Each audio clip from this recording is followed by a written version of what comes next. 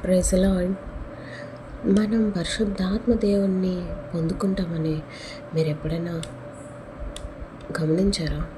మీరు ఆ experience feel అయ్యారా? But I felt it when I get baptised for the second time. I felt the Holy Spirit and he is helping me while I read the word daily.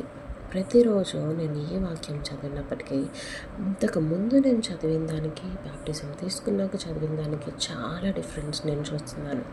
ప్రతి వాక్యంలో ఆయన రాసిన ప్రతి మాటలో ఆ పరమార్థం ఏంటి అనేది ఆయనే నాకు వివరిస్తున్నారు.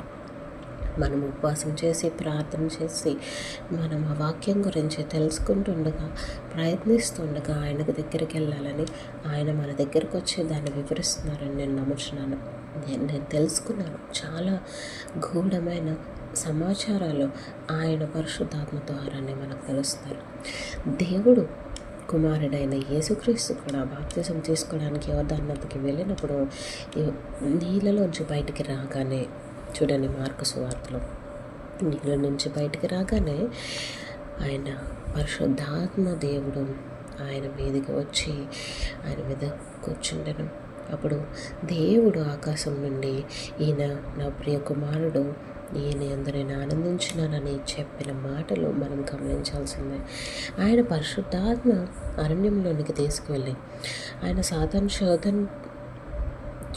శోధింపబడి అరణ్యంలో 40 దినములు ఉన్నారు. ఉపవాసం చేసి ఆయన ఉన్నారు. ఆ ఉపవాసం చేసి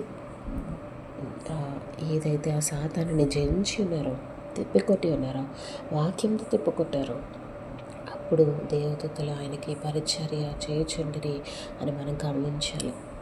మనకి కూడా అదే సహాయము దేవుడు మనకిస్తున్నారు. This is all. ఆయన ఉపవాసం చేయక్కర్లేదు, ఆయనకి దేవదూతలు వచ్చి పరిచర్యం ఏమి చేయక్కర్లేదు. బట్ హీఈస్ షోయింగ్ అ వే. మనం ఎలాగా ఉపవాసం చేసి మన సమస్యలు మనం ఫైట్ చేసుకునే శక్తిని మనం ఎలా పొందుకుంటామో ఆయన మనకి చెప్తున్నారు. అదే సమయంలో దేవదూతలు, పరిశుద్ధాత్మలు మనకు కూడా సహాయం చేస్తాయని మనకు చెప్తున్నారు. దేవా, ఈ సమయంలో నీ సన్నిధిలో ప్రార్థన చేస్తున్నాను నాయన. ఈ ఉదయకాల సమయంలో నువ్వు మాకు తోడున్నావు, నేను నమ్ముచున్నాను. ఈ 40 దినాల ఉపవాస ప్రార్థనలో నువ్వే మాకు సహాయం చేస్తావని నమ్ముచున్నాను.